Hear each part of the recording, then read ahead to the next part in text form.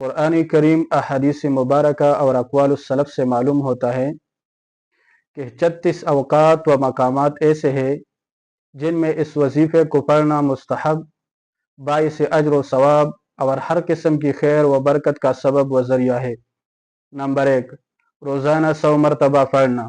Number 2، جب گناہ ہو جائے تو فوراً اس وظیفہ کو 3 مرتبہ اس طرح پڑھنا: اللہم مغفرتک اوسع من ذنوبی ورحمتک ارجا من عملی۔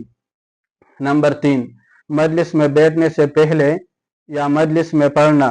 اس کا طریقہ اور تعداد پہلے درس میں بیان کیا گیا ہے۔ نمبر 4، مجلس ختم ہونے کے بعد اس طرح پڑھنا: سبحانک اللہم وبحمدک واشہد ان لا الہ الا انت استغفرک واتوب الیک۔ نمبر 5، صبح صادق سے پہلے 100 مرتبہ پڑھنا۔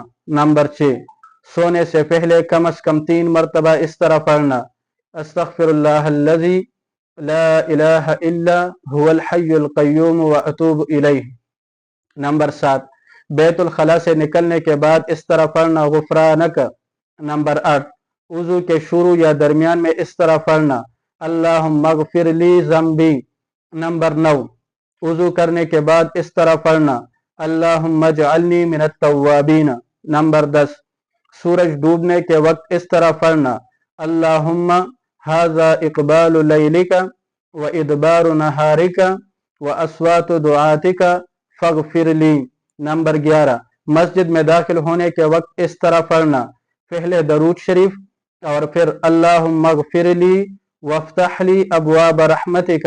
نمبر 12، مسجد سے نکلنے کے وقت اس طرح پڑھنا: پہلے درود شریف اور پھر اللہم اغفر لی وافتح لی ابواب فضلک۔